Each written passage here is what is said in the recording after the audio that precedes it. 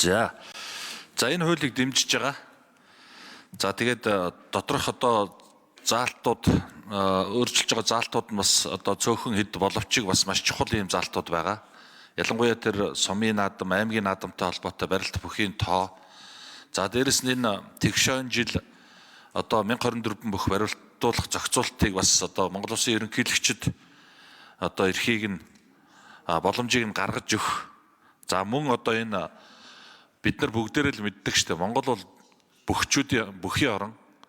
Тэгээд 100 жилийнхаа ойн одоо наадмаар барилдсан бүхчүүдийн цолыг ингээл бүгд л нэгчээдэг. Энэ хүмүүс цолын нөхчүүд яад юм бэ гэдэг ингээд ярьж байгаа учраас энэ одоо хуулийн бол дэмжиж байгаа. За мэдээж бүхчүүдийн хөдөлмөр бол одоо залуу насны маш хүнд, маш богино хугацааны гэр бүл хамт олонны ийм одоо хүнд хөдөлмөр байдаг. Тэгэхээр энэ одоо хөдөлмөрөө яг тэр оргил цаг үедээ үнэлүүлнэ гэдэг асуудал бол бас маш чухал асуудал. Тэгэхээр энэ асуудлыг орхигдуулж болохгүй. За бид бүхэн бол энэ шудраг зарчмыг бас одоо ингээд баримталж байх ёстой. Тэгээд би бас энд нэг зүйлийг хэлье гэж бодож байгаа. Тэрний үгээр Төв аймгийн Мөнгөн морьт сум гэж байна. Мөнгөн морьтын төмөр хөлт гэж нэртэй улсын начин Нагнаад дорж гэж хүн байлаа, сайхан бүх байлаа. За мөн одоо Мөнгөн морьтын нэрээр одоо нэрссэн Лувсан мөрийн Чимэд гэж Монгол улсын арслан золтой хүн байна. За энэ хүн 1934 онд 9 давж, 1935 онд 15 төрүүлж, 1930 онд 9 давж жисэн ийм амжилтыг үзүүлсэн бүх байна. Тэгээ энэ хүн арслан золтой үлдсэн. Тэгэхээр би шудраг байх ёстой гэдэг нь юу хэлж яах вэ гэхээр энэ хүн яг одоогийн одоо цол олгодог байдлаараа бол 34 онд 9 давж арслан цолоо аваад 35 онд 9 давж авраг авчаад дахин төрүүлсэн дээрээ даян цол аваад дээрээс нь 35 онд дахин 9 давсан дээрээ ингээд даян юм уу дархан авраг цол авах ийм болцол хангацсан юм багхгүй юу. Тэгэхээр энэ хүний талаар одоо хууль санаачлагчид мэдээлэл байгаа юу? Энэ тал дээр бас та юу гэж бодож байна гэдэг ийм асуулт байна. За тэгээд энэ 21 оны наадам дээр чинь тэгэл одоо бүхчүүдээс авсан ярилцлага энэ төр дээр байна лээ. Дэмжиж л байлээ бүгдээр. Хуваагдан талцсан гэдэг манай бүхчүүд ч бас уужуу сэтгэлтэй дэмжин нэгнийхээ амжилтанд бас баярлан шудраг. За тэгээд энэ дээр Баталцын заан байна. Ууган баяр гэд хүчит харцаг байна. Энэ жилийнхаа наадмын дараагаар бас харамсалтай хүнд бэртэл аваад ингээл тэрнээс хойш бас өндөр амжилтыг үзүүлэх боломжгүй бол явцсан. Тэгэхээр энэ үедээ бас цолын нөхцөн бол гэж ингэж бас ярьдаг юм аа. За тэгэхээр энэ дээр бас таны хууль санаачлагчийн байр суурийг сонсъё. За дээрэс нь нэгэнтээ үндэсний баяр наадмын тухай хууль ярьж байгаа учраас бас хөндөгдөөгүй ч гэсэн энэ 93 наадам тийм ээ. За одоо сүүлийн үед бол бас шагааг оролцуулж улсын цолын ерөнхийлөгчийн зарилгаар олгодог болсон. За тэгээ энэ дээр дархан гэдэг одоо энэ цолыг авцсан нөгөө 3 төрөл нь байгаа. Дархан мэргэн, дархан авраг одоо гээд одоо сур шагаа ялгаагүй. Тэгтэл манай мориныхан дээр бас энэ дархан гэдэг цол байхгүй байна гэдэг асуудлыг нэлээд хөндөд тавьсан. Энэ ч зүй ёсны хэрэг баг.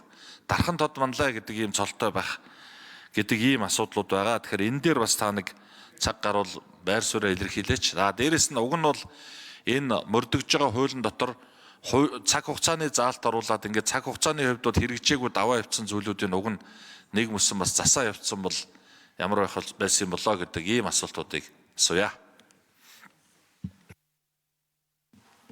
За сайн зэрэг хариулъя. За бидэд энэ үндэсний их баяр наадмын асуудлуудыг ерөн одоо юу гэдгийг цагийн үед их сайхан тэмдэглэж ирсэн. За даншиг наадмууд, 10 гошуу наадам гэд сүүлд энийг одоо нэгтгээд ардын хувьсгалын ойн жилүүдэд одоо ардын хувьсгалын за гээд Монгол улсын ерөн тусгаар тогтнол үндэсний эмнэлгийн бэлэгдэл болгоод ингээд зуны дэлгэр цагт ингээд тэмдэглээд явдаг ийм сайхан уламжлалтай болсон.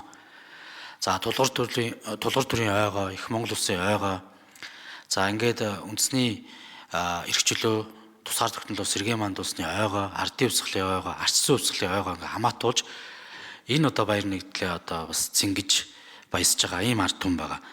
За ерөн зүгээр энэ ардын хувьсгалын 105 жилийн ойн түүхэнд бол одоо маш олон хүмүүс зарим талаараа бас эрхэн зөрчигдсөн юм билээ. Ялгуурлан гадуурхад өртсөн юм билээ.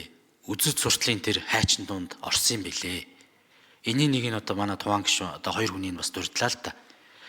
Ер нь бол одоо өгчих ёстой зүйлүүдийн нөгөөгүй маш олон одоо ийм кейс одоо гомдлууд байдаг. Яг нарийн одоо энэ 105 жилийн түүхийг авахаар ирээд хүний асуудал байдаг. Энэний одоо ирээд хүний хоёр асуудлыг нь одоо та дурдлаа Төв аймгийн Мөнгөн Морьц сумын одоо хүчит ийм бүхчүүд байдаг. За зарим тохиолдлууд бүр ингээд Арслан цолын ч өгөөгүй одоо аймаг руугаа буцаж очиод ард түмэн нь бас тухайн үеийн одоо манай төрийн тэргүүн одоо хөдөө орон нутагт ажиллаж явах хугацаанд хүртэл хандаж хурал зөвлөгөөн дээр нь бас нэлээд асуудлыг тавьж исэн тохиолдолж байт юм билээ. Баянгорт аймагт болсон кейсэлтэй. Тэгээд Зэдэнбал дарга тухайн үед за энэ Арслан цолыг нь би одоо өгөө. Дараа жилийн наадам дээр хөрөлцөж ирээрээ гэ. Тэгээд би одоо энэ цаг үед нөгөө Баянгор аймгийн Арслангийн нийт нь мартагчаад байна уучлаарай. Тэгээд одоо тэр бүх маань наадамдаа хөрөлцөж ирээд 2 илүү 3-ын даваан дээр барилдаа дунсан. Тэгээд Зэдэнбал дарга өмнөх жилийнхэн тэр одоо амжилтыг нь үнэлээд одоо цолыг нь зүүж өгөөд ингээд нутаг уцааж исэн тохиолдлууч байдаг. Тэгээ маш олон одоо ийм зүйл кейсүүд бас байгаад байгаамаа. Тэгээ энэ асуудал маань 2003 онд хуульчлагдсан. Тэгээ өмнөх асуудал одоо шийдэх гарцгүй ингээд мухардалд орчод ингээд л байж байгаа. За миний хувьд бол одоо яг зөв амьд зэрүүн байгаа. Үндсэн хууль болон үндсэн хууль заасны дах өргөдөл гомдлоо яваад байгаа хүмүүсийн асуудлыг шийдчихье гэдэг байдлаар орсон юм байгаа. Энэ үндэсний бүхийн одоо талбар дээр хүний эрхийн зөрчил ялгуурлал ерөөсөй байж болохгүй. Нутаг усны талцлаасаа болоод эсвэл спорт хороонд хариалгаж исэн жоохон хувийн зөрчлөөсөө болоод хүртэл энэ зүйлүүд болчихсон.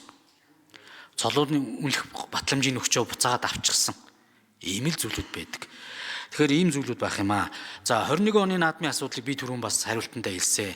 Өмнөх парламент дээр дагаж мөрдөх журмын хуулиар тооцноо гэдэг зүйлийг энийг шийдээч гэдэг зүйлийг ингээд чиглэл болгочоод байдаг. Хэрэгжүүлэх одоо процесс болон субъекттээр ингээд тодорхойгүй ерөнхий болчиход байгаа учраас бас гацчихад байгаамаа. За морины асуудал дээр бол би одоо бас За Туван гишүүн тодруулж асууя. За ойлголоо. Тэгэхээр Монгол улс бол парламентын засаглалтай орн. Улсын хурл бол эрх барих дээд байгууллага хууль батлах тийм ээ. Тэгэхээр нэгэнт энэ хууль орж ирж байгаа. Тэгээд дээрэс нь энэ жил их Монгол улс байгуулагдсны 820 жилийн маш том. Тэгэхээр хэдүүлээ энэний өмнө энэ асуудлаа нэг улс төржилгүй ярьж байгаа цэгцэлчүүл яасан бэ гэдэг ийм бодол байгаа. Тэгэхээр амьд сэрүүн гээд явчихаар нөгөө манай Баавга Сүхбат гардын маань асуудал ингээд бас яах вэ тийм ээ өргөдөл. За тэгээд энэ одоо түрүүний миний хэлсэн Мөнгөн Морьтын Чимд Арслангийн асуудал гэдэг энэ асуудлаа ер нь нэг ингээд хэдүүлээ ярьж байгаад нэг бүсэн шийдчүүл яасан бэ? Бид нар өмнө нь тэгш том одоо тэгш жилүүд дээр бид нар бас өршөөлийн хууль хүртэл гаргаад ингээд асуудлуудыг яриад шийдэд явдаг шиг энэ их Монголын 820 жилийн оюутайгаа холбоотой асуудал дээр энэ хүмүүсийн асуудлыг бүрэн эцэслээд дуусгачвал яасан бэ гэдэг санал. За санал хэллээ. Нэг асуулт дотор нь байгаа гэж шүү. Хариулаарай. За Туван гишүүндээ бас баярлалаа. Тэгээд энэ бол дөнгөж хилцсгээ шийдэж байгаа. Хилцсгээ шийдвэл одоо төрийн байгуулалтын байнгын орны бүрийн эрхийн асуудал болно. Би бол одоо бас яг хөө зөвөр боломжит хувилбараар энэ асуудлыг шийдъя л гэсэн. Пэс Сүхбат гард агсны хувьд бол одоо өөрөө амьд сэрүүндээ бас энэ асуудлаа хандаж өргөдөл гомдлоо хүсэлтэд өгж исэн. За бурхан болсныхаа дараа ч гэсэн ар гэр нь одоо Пүнцгийн Сүхбат агсанд цолыг олгуулаач гэж заргааны шүүхт хүртэл ингээ хандаа явж байгаа юм шүүхийн процесстэй байхгүй юу? Энэ үрээндээ би одоо бас бусд бүгчүүд маань барьцахгүй хаа гэж одоо бас найдаж байгаа. Яагаад тэгэхээр өөрийн одоо би амьд сэрүүндээ бичлээд бас энэ асуудлаараа бүхий холбоонд одоо хандж исэн учраас энэ одоо өргөдөл гомдлын юундаа бас асуудлыг шийдэж болох юм аа л гэж одоо үзэж байгаа. Тэгээд энэ бол зөвхөн хилцсгээ шийдэж байгаа шүү. Тэгээд одоо төрийн байгуулалтын байнгын орон дээр гишүүдийн одоо бүрийн эрхийн асуудал байгаамаа бат одоо бас. За.